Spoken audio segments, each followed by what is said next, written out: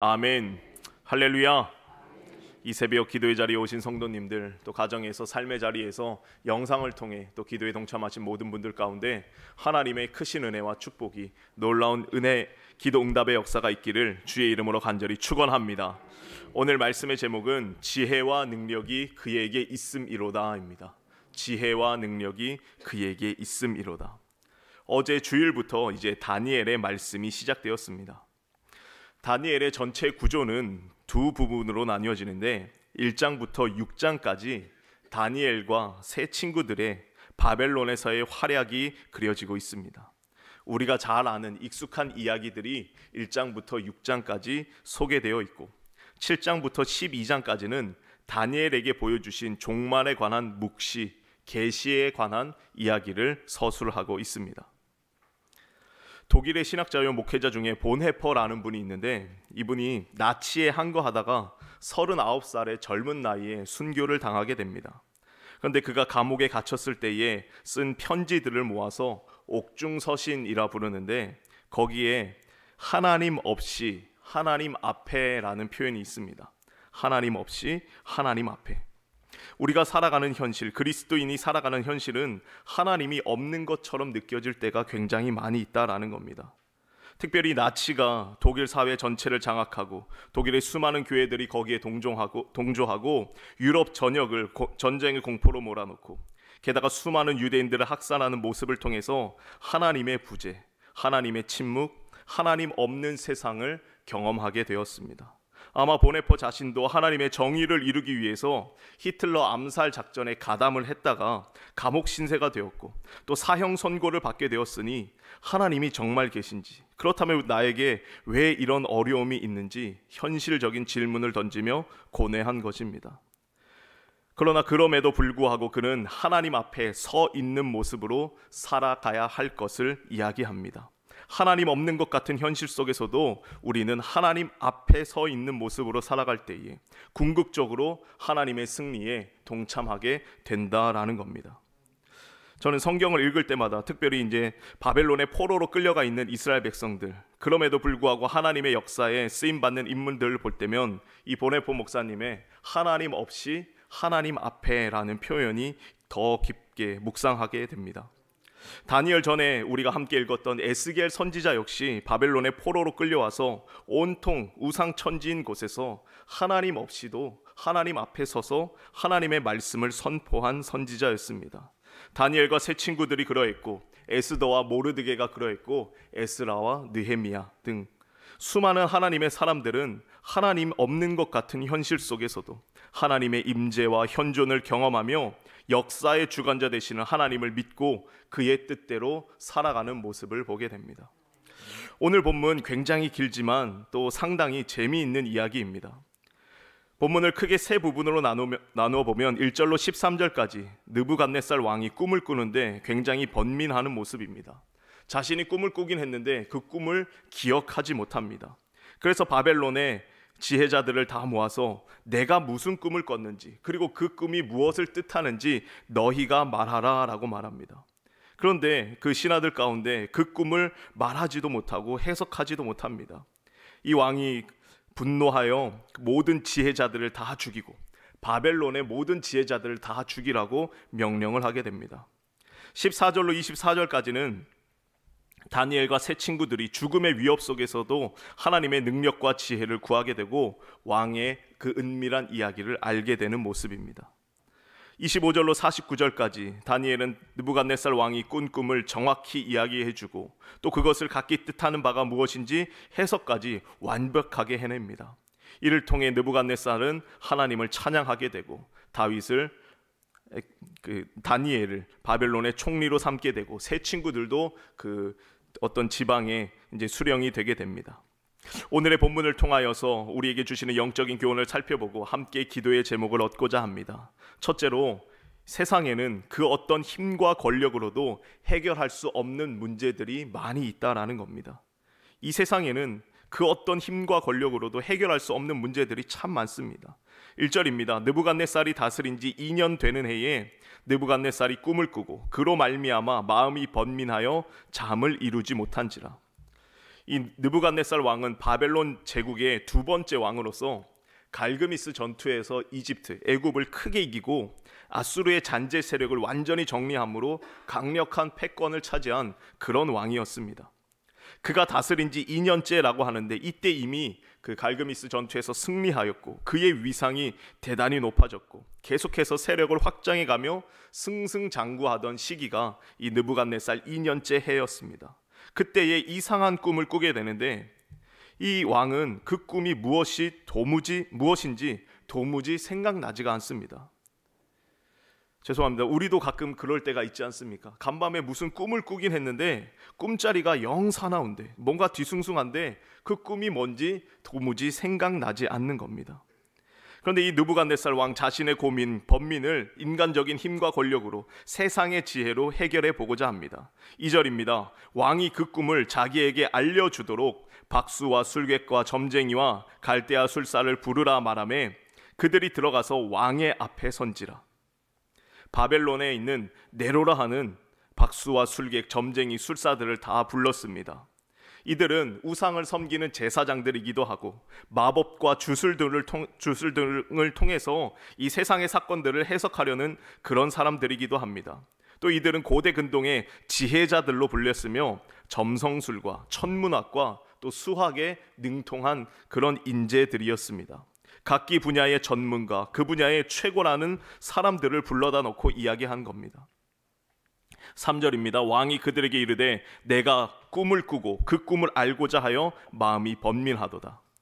4절에 갈대아 술사들이 아람말로 왕에게 말하되 왕이여 만수무강하옵소서 왕께서 그 꿈을 종들에게 이르시면 우리가 해석하여 드리겠나이다 하는지라. 왕이 무슨 꿈을 꿨는지 그 꿈을 우리에게 알려주면, 그 꿈을 말해주시면 우리가 해석은 해드릴 수 있습니다.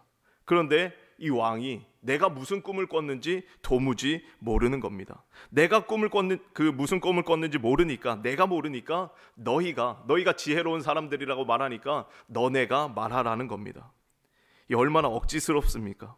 5절입니다. 왕이 갈대아인들에게 대답하여 이르되 내가 명령을 내렸나니 너희가 만일 꿈과 그 해석을 내게 알게 하지 아니하면 너희 몸을 쪼갤 것이요 너희 집을 거름더미로 만들 것이요. 왕이 엄중한 명령을 내립니다. 만약에 내가 무슨 꿈을 꿨는지 너희가 알아내지 못하면, 그리고 그 해석을 너희가 알게 하지 아니하면 너희 몸을 쪼갤 것이다. 그리고 너희 집을 완전히 거름더미로 만들겠다라고 말합니다.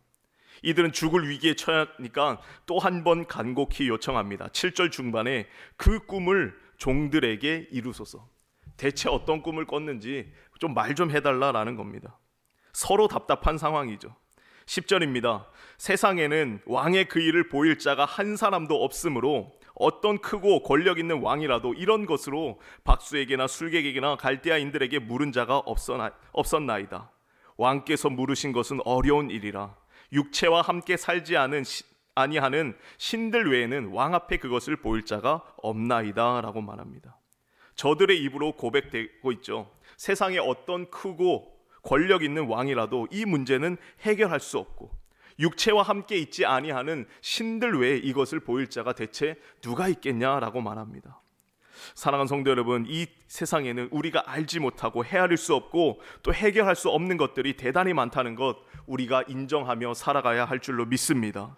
우리는 어젯밤에 무슨 꿈을 꾸었는지조차 모르는 연약한 인생들입니다. 무지한 인생들입니다. 그런데 그것을 인간적인 힘으로 해결해 보겠다고 온갖 권력을 동원해서 폭력과 살인을 일삼는 모습, 세상적인 힘이 하나님의 통치를 거부하게 되면 반드시 죄로 연결되게 되는 것입니다. 세상은 온통 신비로 가득 차 있음을, 우리의 연약한, 우리의 작은 지성과 이해로 하나님의 크고 놀라운 섭리를 다 헤아릴 수 없음을 인정하는 것이 세상을 살아가는 지혜로운 모습, 겸손한 모습인 줄로 믿습니다. 두 번째로, 오직 지혜와 능력은 하나님께만 있다라는 겁니다. 오직 지혜와 능력은 하나님께만 있습니다. 12절입니다. 왕이 이로 말미암아 진노하고 통분하여 바벨론의 모든 지혜자들을 다 죽이라 명령하니라. 이 왕이 얼마나 화가 났는지 또 얼마나 마음이 답답한지 바벨론의 모든 지혜자들을 다 죽이라고 명령을 하게 됩니다. 이로 인해서 다니엘과 세 친구들도 죽을 위기에 처하게 되는데, 그때 다니엘이 왕의 근위대장 아리옥이라는 사람을 슬기로운 말로 이제 그를 말리게 됩니다. 15절입니다. 왕의 근위대장 아리옥에게 물어 이르되 왕의 명령이 어찌 그리 급하냐 하니 아리옥이 그 일을 다니엘에게 알림해 다니엘이 들어가서 왕께 구하기를 시간을 주시면 왕에게 그 해석을 알려드리리다 하니라. 그리고 다니엘이 이제 세 친구들에게 그 소식을 전하고 함께 기도하기를 요청합니다. 그러자 은밀한 것이 밤의 환상으로 다니엘에게 나타나 보이기 시작하고, 다니엘은 그로 말미암아 왕의 꿈을 알게 되었고 하나님께 감사하며 찬양을 합니다. 20절입니다. 다니엘이 말하여 이르되 영원부터 영원까지 하나님의 이름을 찬송할 것은 지혜와 능력이 그에게 있음이로다. 그는 때와 계절을 바꾸시며 왕들을 폐하시고 왕들을 세우시며 지혜자에게 지혜를 주시고 총명한 자에게 지식을 주시는도다. 23절입니다. 나의 조상들의 하나님이여 주께서 이제 내게 지혜와 능력을 주시고 우리가 주께 구한 것을 내게 알게 하셨사오니 내가 주께 감사하고 주를 찬양하나이다. 주께서 왕의 그 일을 내게 보이셨나이다 하니라. 다니엘이 하나님을 찬송합니다. 지혜와 능력이 그에게 있음이로다. 그리고 하나님 앞에 감사합니다. 주께서 내게 그 지혜와 능력을 주셨나이다. 사랑하는 성도 여러분, 오직 지혜와 능력은 우리 하나님께만 있는 줄로 믿습니다. 그 하나님을 찬양할 뿐만 아니라 또 다니엘과 같이 이렇게 기도할 때에 하나님, 그 하나님의 지혜와 능력을 우리에게도 허락해 주십시오. 다니엘에게 허락하셨던 지혜와 능력을 우리에게, 우리 자녀들에게, 우리 손주들에게 하나님께서 허락해 달라라고 기도할 때에 하나님은 그 지혜와 능력을 우리의 삶 가운데 허락해 주실 줄로 믿습니다. 하나님 주시는 지혜는 세상의 지혜, 세상의 지식과는 차원이 다릅니다. 이 세상 그 어떤 것으로도 알 수 없고 해결할 수 없었던 것을 알게 하시고 깨닫게 하시고 가르쳐 주시는 것이 바로 하나님의 지혜와 능력입니다. 그래서 사도 바울은 고린도전서에서 하나님의 어리석음이 사람의 지혜보다 지혜롭고 하나님의 약하심이 사람의 강함보다 더 강하다라고 말씀합니다. 바라기는 저와 여러분의 삶에도 하나님 허락하시는 지혜와 능력이 날마다 넘치게 되시길 주님의 이름으로 간절히 축원합니다. 끝으로 하나님의 나라만이 영원하다라는 겁니다. 하나님의 나라만 영원합니다.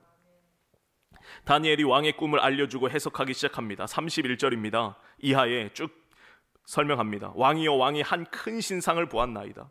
그 신상이 왕의 앞에 섰는데 크고 광채가 매우 찬란하며 그 모양이 심히 두려우니 그 우상의 머리는 순금이요 가슴과 두 팔은 은이요 배와 넓적다리는 노시요 종아리는 쇠요 그 발은 얼마는 쇠요 얼마는 진흙이었나이다. 또 왕이 보신즉 손대지 아니한 돌이 나와서 신상의 손과 그 진흙의 발을 쳐서 부서뜨리매 그때의 쇠와 진흙과 놋과 은과 금이 다 부서져 여름 타작 마당에 겨같이 되어 바람에 불려간 곳이 없었고 우상을 친 돌은 태산을 이루어 온 세계에 가득하였나이다.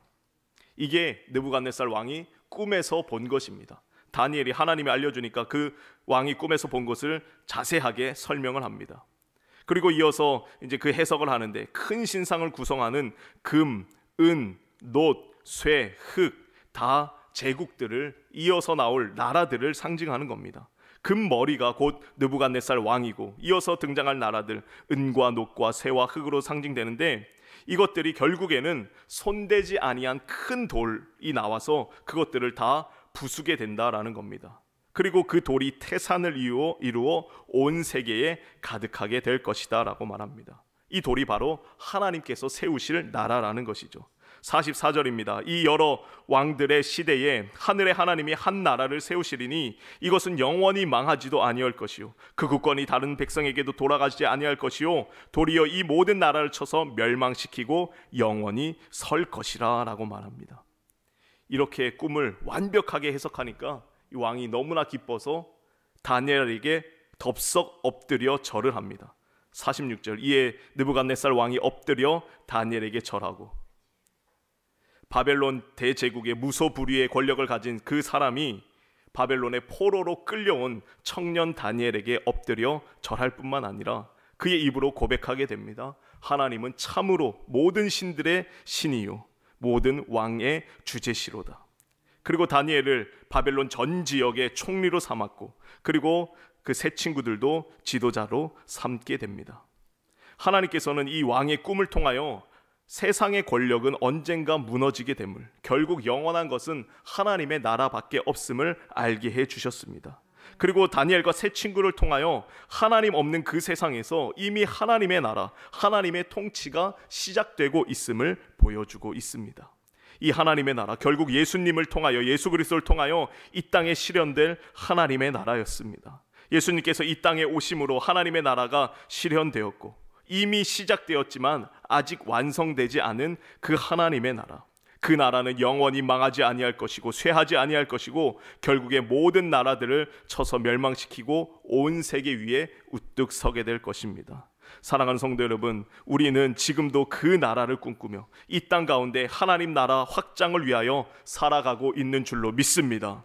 눈에 보이지는 않지만, 때때로 하나님이 없는 것처럼 여겨지는 세상을 살아가고 있지만, 우리의 삶 가운데 언제나 하나님과 함께 할 때에 먼저 내 삶에 하나님의 나라가 이루어지고 그 나라 확장을 통하여 하나님의 영광을 이 땅 가운데 실현하며 살아가는 삶이 바로 우리의 삶이 되는 줄로 믿습니다.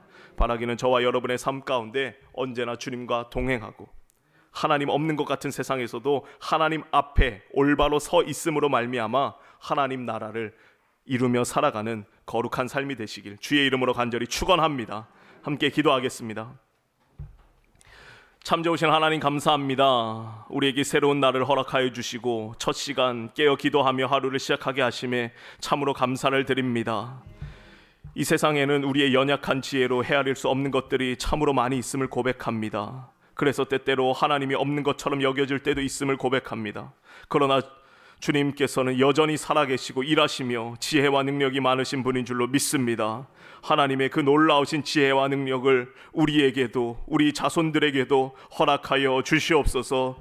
그리하여 우리의 삶에 하나님의 통치, 하나님의 나라가 이루어지도록 인도하여 주시옵소서. 이 새벽에도 귀한 예물 정성껏 구별하여 드린 손길들이 있습니다. 10의 1조와 감사와 서원의 예물 드리오니 하나님 기쁘게 받아주시고 넘치는 축복으로 응답하여 주시옵소서. 오늘도 주님과 동행하는 거룩하고 복된 날 되게 하실 줄 믿사오며 예수님의 이름으로 기도하옵나이다. 아멘.